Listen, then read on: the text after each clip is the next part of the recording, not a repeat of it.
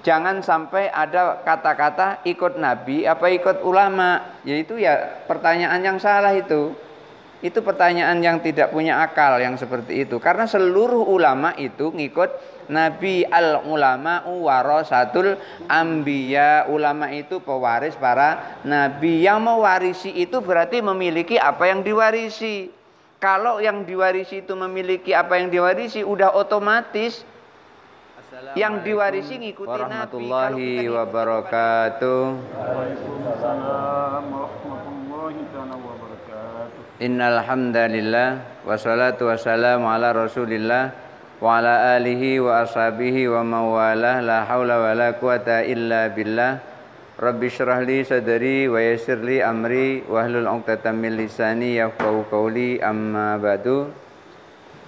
Bapak Ibu hadirin jamaah Masjid Miftahur Rahmah, salat subuh yang dirahmati Allah Subhanahu wa taala. Kemarin kita membahas tentang ikhlas, di mana setiap seseorang yang beribadah itu harus dibarengi dengan ikhlas. Pada saat dia beribadah tidak dibarengi dengan ikhlas, maka ibadahnya akan menjadi sia-sia. Kenapa kok bisa menjadi sia-sia? Karena Allah tidak akan terima dengan ibadah orang itu, karena ibadahnya bukan untuknya. Maka ikhlas itu adalah lillahi ta'ala. Artinya semua yang kita lakukan itu adalah karena Allah ta'ala. Kita sholat lillahi ta'ala, kita puasa lillahi ta'ala, kita berzakat lillahi ta'ala, kita bersedekah lillahi ta'ala, kita mengerjakan semua pekerjaan rumah lillahi ta'ala. Lalu pertanyaannya adalah, apakah semua pekerjaan itu akan tuntas dengan lillahi ta'ala? Kadang-kadang ada pekerjaan yang tidak tuntas dengan hanya lillahi ta'ala, tapi harus dikerjakan juga. Baik, selanjutnya kita masuk pada materi berikutnya. Bismillahirrahmanirrahim. Wa huwa makna takhalli amma siwallahi, yaitu makna takhalli selain Allah Subhanahu wa taala. Artinya begini, kemarin juga dibahas tentang ketika seseorang itu sholat, itu ada orang yang sholatnya jujur, ada yang sholatnya tidak jujur. Ketika orang sholat itu jujur, berarti hatinya sholat, badannya juga sholat. Antara jasad dan roh itu sama, namanya jujur. Tetapi kalau ada orang yang sholat tidak jujur, badannya sholat tapi hatinya tidak ikut sholat. Hatinya bisa lari-lari, kadang-kadang keliling masjid, kadang-kadang masih di rumah, kadang-kadang mikiri pekerjaan yang belum selesai hatinya, kadang-kadang seperti itu. Itu sholat yang tidak jujur. Ketika seseorang sholat tidak jujur, maka pada saat itu dia sholat masih infisal, dia masih terpisah dari Allah, belum nyambung kepada Allah.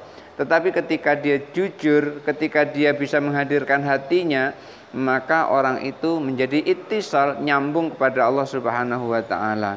Oleh karena itu kadang-kadang orang beribadah itu kadang-kadang ittisal, kadang-kadang infisal, kadang-kadang nyambung, kadang-kadang putus. Saya yakin juga di sini seperti ini juga. Kadang-kadang waktu sholat itu nyambung, kadang-kadang putus. Oleh karena itu pada saat putus segera ingat, sambungkan kembali. Begitu nyambung, putus lagi, sambungkan kembali. Begitu sampai salam. Kalau udah selesai salam, nggak bisa nak nyambungkan kembali. Oleh karena itu, sambung putus di dalam sholat itu biasa dilakukan oleh orang awam. Dan itu sudah biasa. Dan kita memang harus melakukannya. Begitu terputus, nyambungkan lagi. Begitu terputus, nyambungkan lagi. Itulah disebut dengan wawa makna takhalli amma siwallahi, yaitu menghilangkan seluruh yang ada di dalam pikiran kita, di dalam hati kita, kecuali Allah.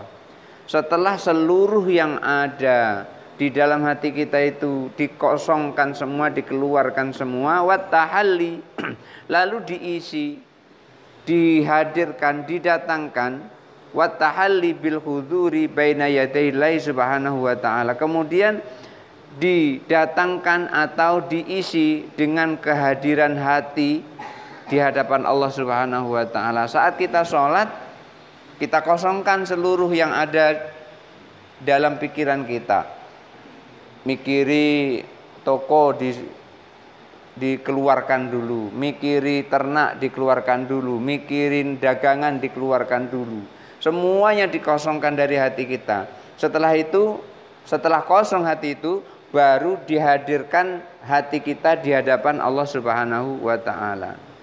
Qauluhu sallallahu alaihi wasallam, sabda Nabi sallallahu alaihi wasallam, innamal a'malu, sesungguhnya amal itu, amal yang kita lakukan itu, innama sihatul a'mali, sesungguhnya sahnya amal, au tasqiqul a'mali, atau sesungguhnya sahnya amal atau benarnya amal, au qabulul a'mali, sesungguhnya diterimanya amal, au kamalul a'mali, atau sesungguhnya sempurnanya amal.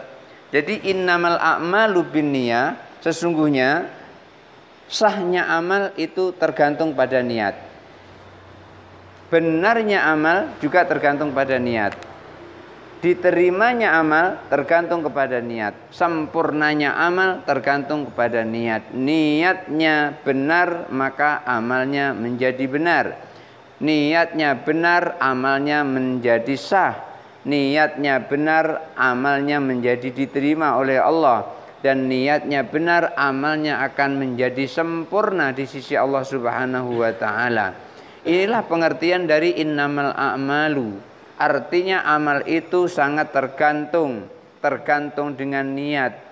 Baik benarnya, sahnya, diterimanya, sempurnanya, semuanya tergantung kepada niat. Wa bihadza akhadha al-Imam Abu Hanifah rahimahullahu taala. Dan ini juga yang diambil pengertian ini oleh ulama madhab yang bernama Imam Abu Hanifah, Imam Hanafi, madhab yang paling tua. Madhab itu yang masyhur ada 4, yang masyhur, tapi banyak sesungguhnya, tidak hanya 4. Yang kita ikuti, kita ini harus ngikuti madhab. Kenapa kok harus ngikuti madhab? Karena kita ini kurang dalil. Kalau kita sudah bisa hafal 900.000 hadis, nggak usah ikut madhab, nggak apa-apa. Kalau kita sudah hafal 900.000 hadis, ini ada sudah hafal 900.000 hadis? Ada? Belum ada? Ya sama. Kalau kita ini orang awam, orang umum yang belum hafal Al-Quran, belum hafal 900.000 hadis, maka kita harus mengikuti ulama madhab.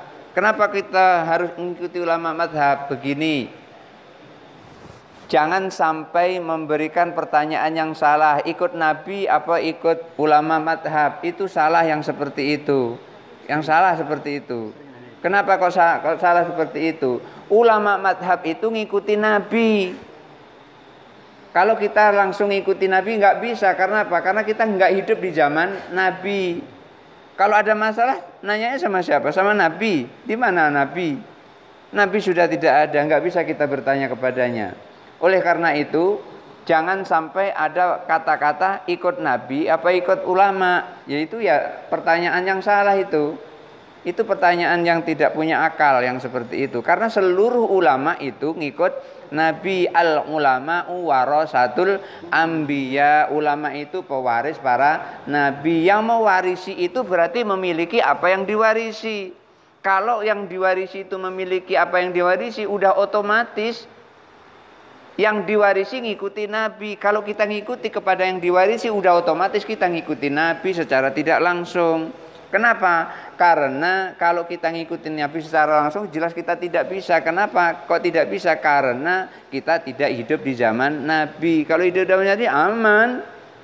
Nggak tahu, misalnya mau menghukumi, ya Rasul, anakku bekerja kepada seseorang ini, kemudian dia berzina dengan istrinya, lalu aku pengen tebus. Karena apa? Hukum berzina itu adalah rajam. Supaya anakku tidak mati, aku tebus dengan 100 kambing dan 1 budak perempuan. Langsung dijawab oleh Nabi, semuanya kembali kepadamu. Radda ilaika, semua kembali kepadamu.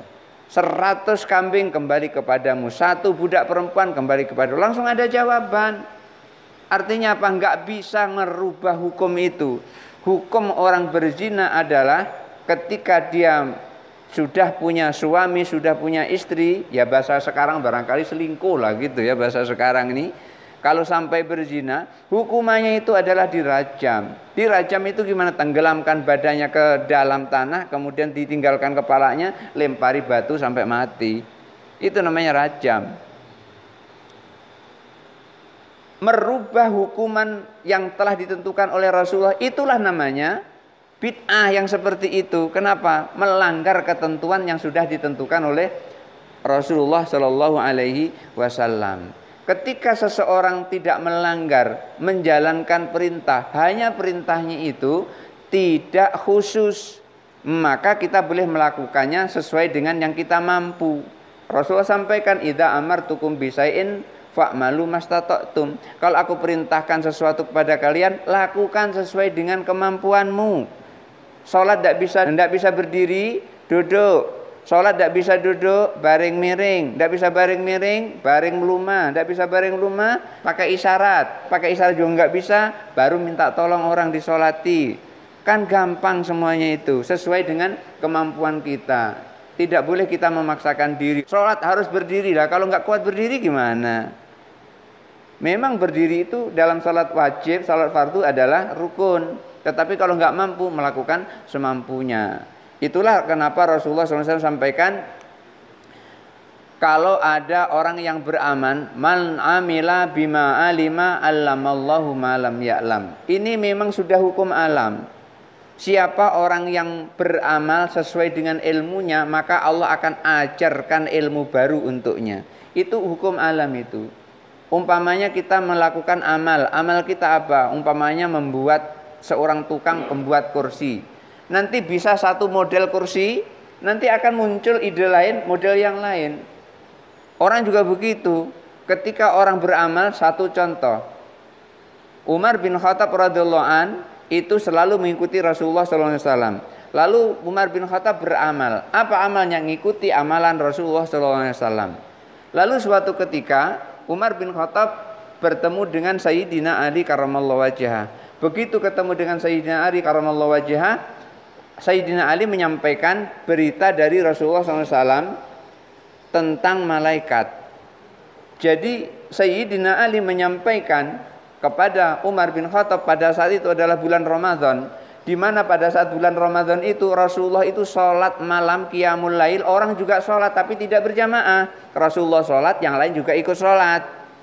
Rasulullah sholat, yang lain juga sholat tapi tidak berjamaah. Sholat bi sholatir rasuli. Hadisnya begitu, sholat dengan sholatnya Rasulullah, artinya tidak berjamaah.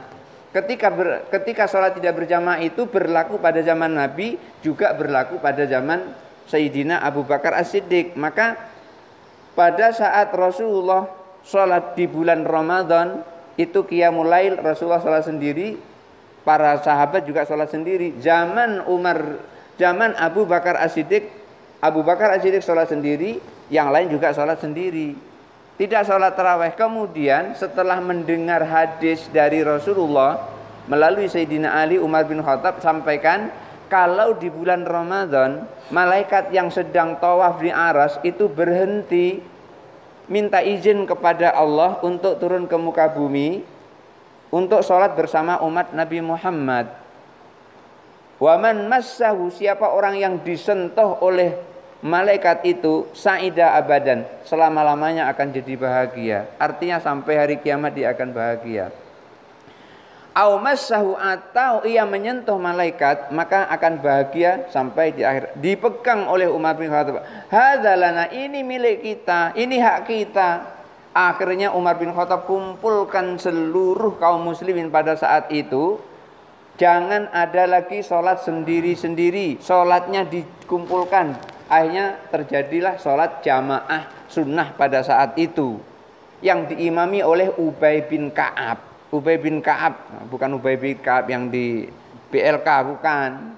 Ini Ubay bin Ka'ab yang di BLK itu namanya saja Ubay bin Ka'ab, tapi sholatnya tidak seperti Ubay bin Ka'ab di situ tuh. Kalau Ubay bin Ka'ab sholat di bulan Ramadan, sholat qiyamul lail di bulan Ramadan itu 20 rakaat atas ijtihadnya Umar bin Khattab. Inilah Umar bin Khattab Ketika beliau beramal, akhirnya beliau ditunjuki oleh Allah untuk melakukan amal sesuai dengan petunjuk Allah Subhanahu wa taala, dan itulah awal mula kita melakukan sholat tarawih. Jadi sholat tarawih itu sunnah Umar bin Khattab. Dan apa boleh kita ngikuti Umar bin Khattab? Boleh. Kenapa? Karena Rasulullah yang perintah, alaikum bisunnati wa sunnata khulafair rasyidin. Kalian itu harus berpegang kepada sunnahku dan sunnah khulafaur rasyidin. Ketika Rasulullah masih hidup, sholat Jumat itu azannya cuma sekali. Kenapa? Kaum muslimin masih sedikit. Tapi zaman Utsman bin Affan, masyarakat semakin banyak. Kalau azan sekali nggak cukup, maka ditambahlah azan sekali lagi. Maka kalau ada masjid sholat Jumat azannya 2 kali, itu ngikuti sunnah Utsman bin Affan. Jadi jangan sampai nggak punya ilmu. Kalau nggak punya ilmu, oh Nabi nggak tirukan, Nabi nggak jalankan, nggak dicontohkan. Kalau kita beribadah ini tidak berdasarkan dalil, hanya berdasarkan contoh, banyak sekali para sahabat yang tersesat. Banyak sekali. Seperti Abu Hurairah radhiyallahu an, itu membuat simpul-simpul tali untuk ngitung tasbih sampai 1000. Banyak itu. Nabi apa pernah melakukan itu? Tidak.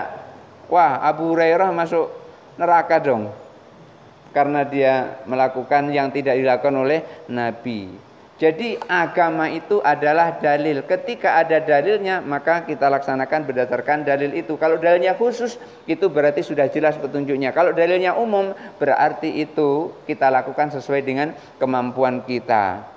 Ketika kita disuruh, wadkurullah dzikran katsira, berzikirlah kalian dengan zikir yang banyak. Gimana berzikir yang banyak itu?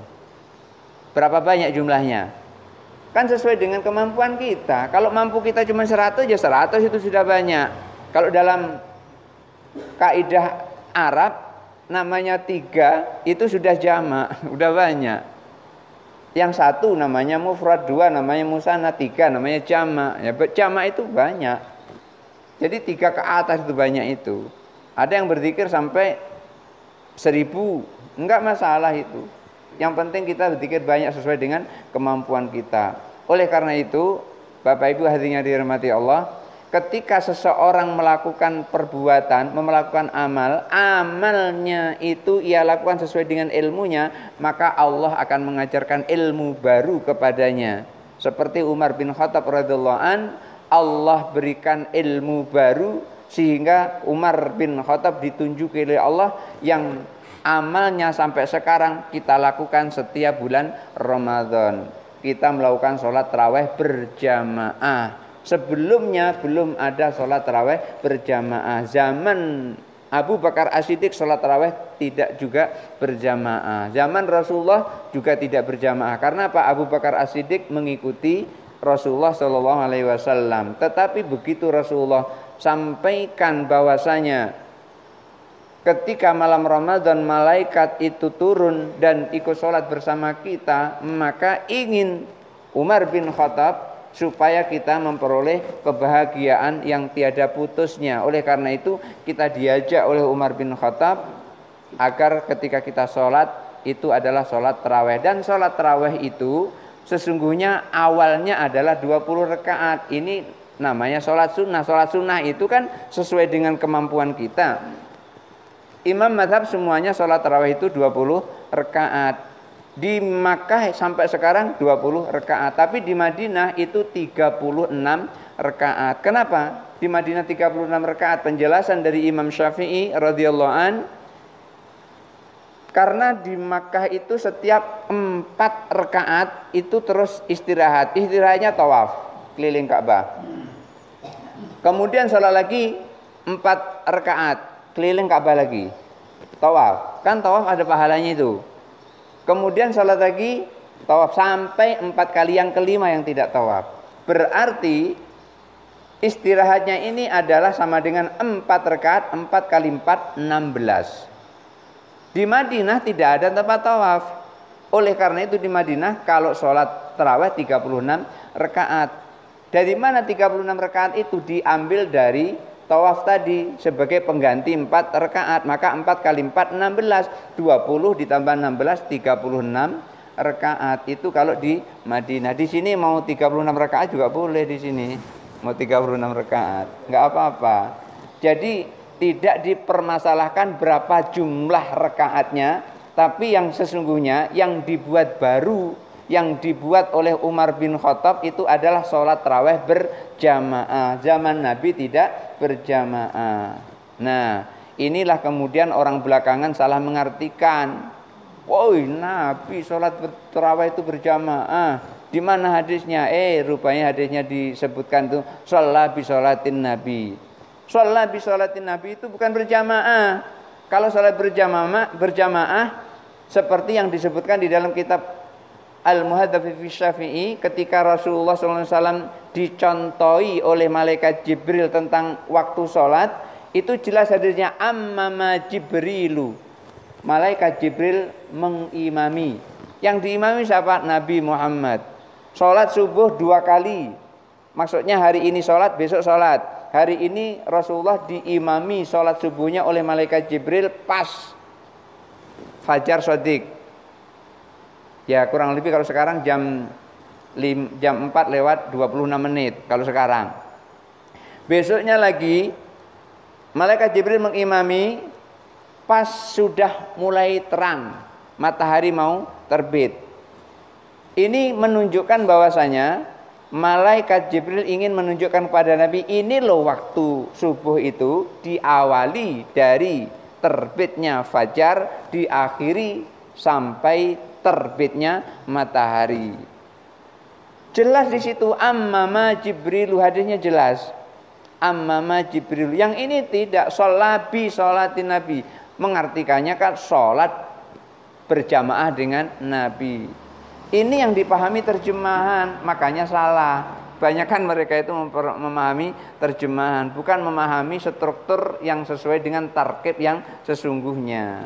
Baik, Bapak Ibu hadirin yang dirahmati Allah, inilah salah satu di antara imam madhab adalah Imam Hanafi. Imam Hanafi, beliau mengambil bahwasanya yang disebut dengan amal itu sahnya karena niat, benarnya karena niat, diterimanya karena niat, sempurnanya karena niat. Apakah semuanya seperti itu? Wa yusta'na minal a'mal. Ada beberapa amal yang dikecualikan. Tidak berdasarkan niat sahnya amal itu. Ada. Apa itu? Wa ma kana min qabilit turuki. Kalau amal itu sifatnya adalah membuang. Dia melakukan itu bukan mengerjakan untuk memperoleh, tetapi ya membuang. Seperti apa? Kaizalatin najasati, seperti menghilangkan najis. Jadi ibu kalau menghilangkan najis itu harus benar-benar hilang najisnya itu. Enggak cukup dengan nawa itu menghilangkan najis lillahi ta'ala. Najisnya masih ada, enggak sah itu. Najisnya masih ada. Harus hilang najisnya. Lalu bagaimana dengan niatnya itu? Niatnya itu memberikan tambahan pahala. Tapi sahnya menghilangkan najis itu harus najisnya hilang. Kalau najisnya masih ada, umpamanya baju kita kena tai ayam, kemudian terus kita niat, nawaitu liizalatin najasati lillahi ta'ala, aku berniat menghilangkan najis karena Allah Ta'ala. Tapi tai ayamnya masih ada di situ, enggak sah, belum tuntas itu. Tetapi kalau tai ayamnya hilang tanpa niat sah. Umpamanya ibu menghilangkan najis yang ada di kain, tai ayamnya itu hilang bersih tanpa niat, sah itu tanpa niat. Waraddil ghusub, mengambil barang yang dirampas. Umpamanya sholat subuh pergi ke masjid, pulang duluan terus ngambil sendal orang. Umpamanya kayak gitu. Dalam hati niat, nawa itu saya berniat ingin mengembalikan sendal, tapi belum dikembalikan, masih tetap dia punya pahala, tapi masih tetap dia punya beban.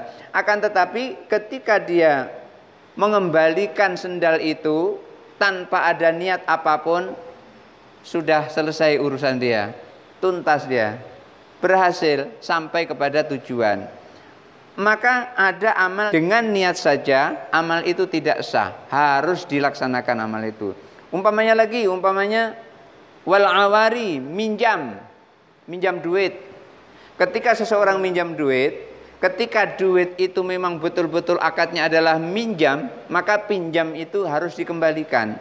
Tapi hanya niat mengembalikan itu, tidak dikembalikan, maka masih tetap dia punya hutang.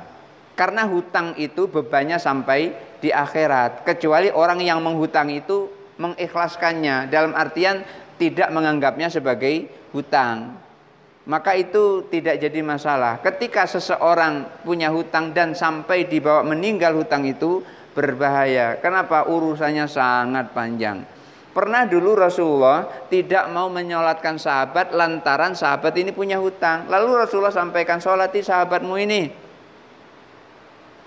Akhirnya Qatadah muncul, "Ya Rasul, utangnya aku yang lunasi." Begitu Qatadah menyampaikan kepada Rasulullah, utangnya aku yang lunasi, apa yang terjadi? Dilunasi oleh Qatadah, Rasulullah menyolatinya. Artinya amalnya Qatadah nyampe kepada si mayat. Yang utang mayat, yang membayar Qatadah, lunas utangnya. Artinya amalnya Qatadah sampai kepada si mayat tadi itu. Kenapa? Orang yang meninggal itu akan menjadi ganjalannya nanti di akhirat adalah hutangnya itu. Oleh karena itu ketika ada orang yang meninggal, di antara kita ada yang bilang, "Bapak-bapak, ibu-ibu, kalau punya hutang tolong dihubungi dengan ahli waris." Itu sesungguhnya adalah untuk meringankan bebannya orang yang meninggal itu. Hutang itu akan selesai kalau sudah dikembalikan. Tidak pakai niat sah. Mengembalikan hutang tidak pakai niat sah. Pak Suwito, aku kembalikan hutang Pak Suwito sebanyak 50.000. Tanpa niat langsung dikembalikan atau langsung dikasih gitu saja, ketemu Pak Suwito, nih, langsung diambil, nih, ya makasih. Lunas itu. Nggak ada hutang lagi. Walaupun tanpa niat sah. Tetapi kalau pakai niat, maka niatnya itu akan memperoleh pahala niat. Wa isalul hadiyati wa ghairi dzalik, dan juga menyampaikan hadiah, pemberian. Ingin kita menyampaikan pemberian kepada orang lain lalu diberikan tanpa niat, itu juga sudah sah. Wala tatawaqqafu sihhatuhu 'ala niyatil musahhahati. Sahnya seperti menghilangkan najis, sahnya mengembalikan barang rampasan, sahnya mengembalikan hutang, sahnya menyampaikan hadiah, itu tidak tergantung kepada niat, tapi tergantung kepada pelaksanaannya. Kalau najisnya sudah tidak ada, sah. Kalau barang itu sudah dikembalikan, sah. Barang itu sudah, duit itu sudah dikembalikan kepada yang punya, sudah dibayar hutangnya, sah itu. Nggak ada beban lagi. Dan hadiah ketika sudah diberikan sah, tidak ada beban lagi. Lakin yatawaqqafu thawabu fiha ala niyati taqarrub, akan tetapi niatnya itu bergantung kepada ibadah. Artinya karena dia minjam kemudian terus berniat, aku niat untuk mengembalikan hutangku kepada Pak Suwito, terus dikembalikan, ngembalikan hutangnya itu lunas, niatnya dapat pahala. Jadi kalau pengen dapat pahala seperti itu, hutang atau niat mengembalikan, hutang niat mengembalikan, hutang niat mengembalikan, pahalanya dapat terus yang seperti itu. Tapi ya dikembalikan gitu, jangan nggak dibalikan, tidak selesai. Wa min dzalika ma idza at'ama dabbatahu. Demikian juga itu ketika ada seseorang punya ternak berupa ayam. Sini ada yang punya ternak ayam? Ada? Ada yang punya ayam? Satu atau dua ayam ada? Ada ya? Ada. Karena di tetangga saya itu hobi ternak ayam. Kemarin hujan deras, 2 kandang ludes. Habis. Ketika kita punya ayam, kemudian pagi-pagi kita ngasih ayam, kan kita kasih ayam, kan kita kasih makan kan pagi-pagi, dari makanan sisa kita itu, kita kasih ayam. In qasada bi it'amiha imtithala amrillahi ta'ala fa innahu yusabu. Kalau niatnya kita memberi ayam makan itu menjalankan perintah Allah, memberi ayam itu dapat pahala. Jadi paling gampang dapat pahala itu. Kita punya ayam, kita kasih makan ayam kita. Niatnya adalah menjalankan perintah Allah, dapat pahala. Ayam dapat, pahala dapat. Kita punya kucing, kucing kita beri makan, niatnya adalah menjalankan perintah Allah, dapat pahala. Menjalankan perintah Allah itulah yang akan menjadikan kita memperoleh pahala. Tapi apakah setiap kita memberi makan ayam itu terus kita dapat pahala? Belum tentu, belum tentu. Ketika seseorang memberikan makan lillahi ta'ala kepada ayam, maka dapat pahala. Wa in qasada bi it'amiha hifdzal maliyah fala thawaba. Tetapi kalau memberikan makan ayam itu tujuannya supaya ayamnya gemuk, nanti kalau dijual beratnya naik, terus harganya mahal, maka orang yang niat memberi makan ayam seperti tadi tidak memperoleh pahala apa-apa. Tidak dapat pahala, nggak dapat. Cuman dapat gemuknya ayam. Tapi kalau kita niat memberi makan ayam lillahi ta'ala, dapat pahala dari memberikan makan ayam. Plus dapat ayamnya gemuk-gemuk, dijual harganya mahal 2. Maka orang kalau beribadah, beramal lillahi ta'ala biasanya memperoleh 2. Orang nanam padi biasanya akan tumbuh rumput. Tapi orang nanam rumput tidak akan tumbuh padi. Memberi makan anak ayam lillahi ta'ala karena menjalankan perintah Allah, dapat pahala dari Allah, dapat ayamnya. Tapi kalau kita memberi makan supaya ayam itu gemuk-gemuk, cuman dapat ayamnya saja, nggak dapat pahala dari Allah. Menanam rumput nggak akan tumbuh padi. Tapi kalau menanam padi, yakinlah rumput pasti tumbuh. Cuman besar mana antara rumput dengan padinya. Kalau besar padinya, rumputnya biasanya kecil. Tapi kalau besar padinya, rumputnya kecil, besar rumputnya, padinya kecil gitu. Mana yang besar di antara keduanya? Rumput besar, padi kecil. Rumput kecil, padi besar. Artinya apa? Berat kita untuk akhirat, maka akhiratnya kita dapat besar.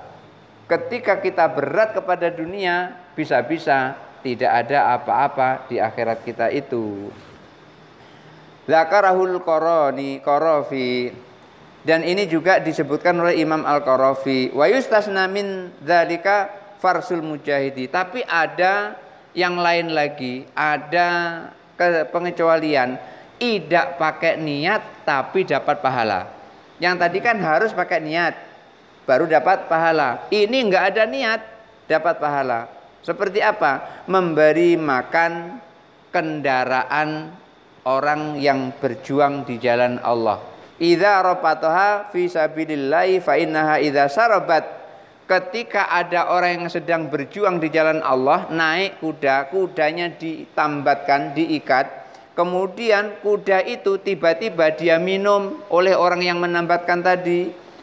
Wa huwa la yuridu sakyaha, tetapi ia tidak menginginkan supaya kuda itu minum.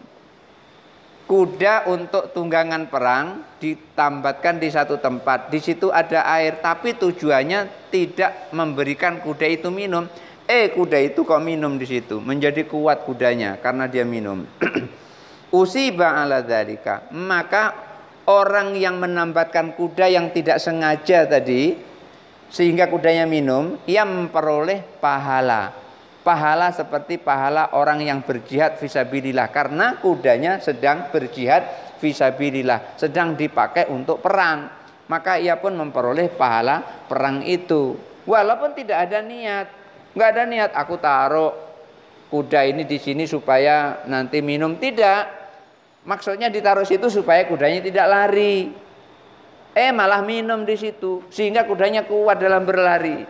Orang yang tidak niat memberikan minum kepada kuda seperti itu, ia memperoleh pahala. Asalkan kudanya itu adalah kuda yang dipakai untuk jihad fisabilillah. Ini juga disebutkan di dalam Sahih Bukhari. Wa kadzalika zauju, demikian juga istri. Ketika seseorang memberikan sesuatu kepada istrinya lillahi ta'ala dapat pahala. Tetapi kalau memberikan sesuatu kepada istrinya itu supaya istrinya enggak lari dari rumah, ya cuman itu dapatnya. Oleh karena itu ketika memberi nafkah dikasihkan kepada istri, niatnya adalah lillahi ta'ala, menjalankan perintah Allah. Ini istriku, hari ini aku kasih duit 15 juta, tolong jangan lari dari rumah. Ya cuman itu dapatnya. Sudah pernah ibu dikasih seperti itu sama suami?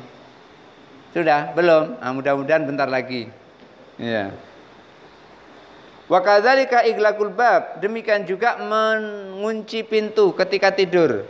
Ketika bapak ibu tidur malam itu ngunci pintu lillahi ta'ala dapat pahala.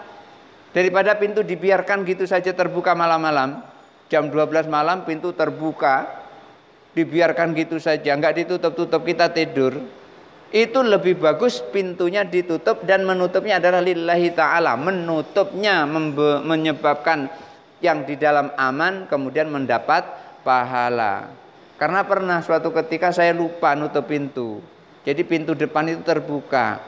Saya tidur sama istri. Lalu istri terdengar ada orang mondar-mandir di situ. Mau masuk rumah rupanya. Cuman barangkali nggak masuk-masuk. Mau masuk rumah tapi nggak masuk-masuk. Tapi orang rumah takut. Dia bilang, katanya ya ada tuyul, ada suara jalan mondar-mandir itu. Tetangga depan itu ngomong, tadi malam itu ada orang mau masuk, tapi nggak jadi masuk katanya. Alhamdulillah kalau nggak jadi masuk gitu. Nggak bisa dia nak masuk itu nggak bisa, nggak ada niat untuk masuk. Karena nggak ada niat untuk masuk, nggak jadi dia masuk. Itulah caranya Allah menyelamatkan. Wa itfa'ul misbahi, juga mematikan lampu. Ketika orang mau tidur mematikan lampu lillahi ta'ala, maka ia memperoleh pahala. Idza qasada bihi imtithala amrillahi usiba, kalau niatnya itu adalah menjalankan perintah Allah Subhanahu wa taala. Wa in qasada bi amron akhar fala, tetapi kalau tujuannya itu adalah untuk sesuatu yang lain, maka tidak akan memperoleh pahala apa-apa. Nutup rumah tujuannya supaya barang-barang di rumah tidak dipaling oleh orang, tidak dapat pahala. Ngunci pintu tadi, nutup mematikan lampu, tujuannya supaya tidak bengkak bayar listrik, tidak dapat pahala. Tetapi kalau tujuannya adalah menjalankan perintah Allah, hal yang mubadzir Allah larang. Innal mubadzirina kana min ihwani syayatin wa kana syaitanu li rabbi kafura. Orang-orang yang mubadzir itu adalah kawan-kawan setan, dan setan itu terhadap Allah adalah kafir. Maka mematikan lampu supaya tidak mubadzir, menjalankan perintah Allah dapat pahala. Mudah-mudahan kita semua ditunjuki oleh Allah Subhanahu wa taala untuk bisa niat terhadap sesuatu yang diperintahkan oleh Allah Subhanahu wa taala. Barangkali itu saja dulu yang saya sampaikan. Mudah-mudahan ada manfaatnya. Nanti boleh bertanya. Hadanallahu wa iyyakum ajma'in. Wallahul muwaffiq ila aqwamit thoriq. Wassalamualaikum warahmatullahi wabarakatuh. Assalamualaikum warahmatullahi wabarakatuh. Waalaikumsalam. Ini berkaitan dengan niat, Ustaz. Kita tahu ada lafaz niat, ada niat. Kita misalnya kita dari rumah tadi niat salat subuh ke masjid lillahi ta'ala. Kemudian apakah itu sudah termasuk niat yang dalam pengertian sebenarnya? Kemudian apakah semua niat itu harus memang dilafalkan? Nah ya, apakah harus dilafalkan atau cukup di hati kita saja? Ya, ini Ustaz. Baik. Apakah niat itu dilafalkan atau cukup di dalam hati, atau dilafalkan dan juga di dalam hati? Baik, Bapak Ibu hadirin yang dirahmati Allah Subhanahu wa taala, an-niyatu huwal qasdu. Niat itu adalah maksud. Jadi maksud itu berarti di dalam hati. Ketika seseorang niat, itu sesungguhnya adalah yang terdetak di dalam hati.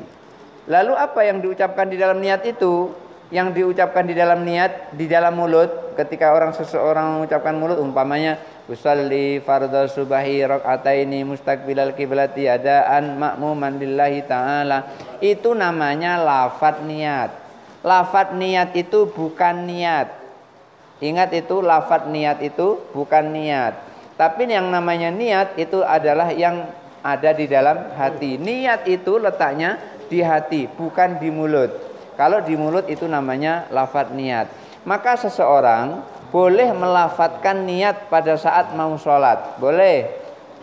Jangankan sholat. Yang di rumah tadi ketika kita mau pergi ke masjid, kita melafadzkan niat. Pas begitu kita buka pintu, langsung kita berbunyi.